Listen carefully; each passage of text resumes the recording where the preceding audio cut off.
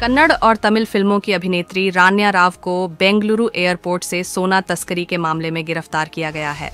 राजस्व खुफिया निदेशालय (DRI) की टीम ने उन्हें सोमवार रात 14 किलो 800 ग्राम सोने के साथ पकड़ा है। ये सोना उन्होंने बेल्ट में छिपा कर रखा था।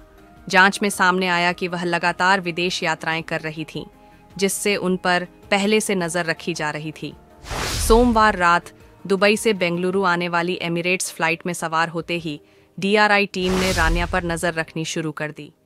जब वह एयरपोर्ट पहुंची तो बेहद आत्मविश्वास से भरी हुई थीं और ऐसा दिखा रही थीं जैसे कुछ हुआ ही न हो। लेकिन जब तलाशी ली गई तो उनकी बेल्ट में छिपे 14 किलो और 800 ग्राम सोने के आभूषण बरामद हुए।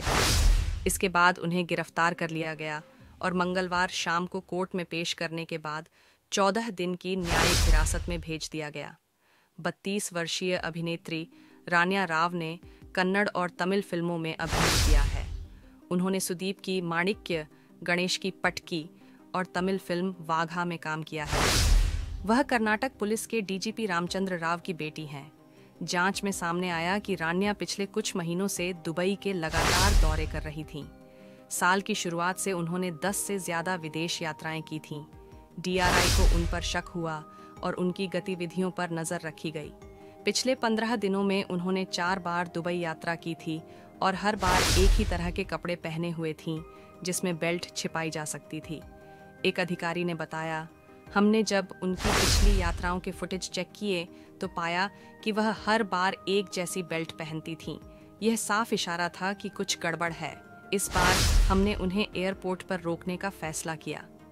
रान्या हर बार सोने की तस्करी करके बिना किसी चेकिंग के निकल जाया करती थीं।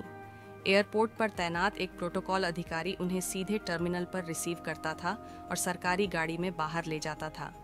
उनका सामान स्कैन होता था, लेकिन उनकी खुद की तलाशी कभी नहीं ली जाती थी। सरकारी वाहन उन्हें एयरपोर्ट से घर तक छोड़ देता था, जिससे उन्हें किसी भी तरह की परेशानी नहीं होती थी।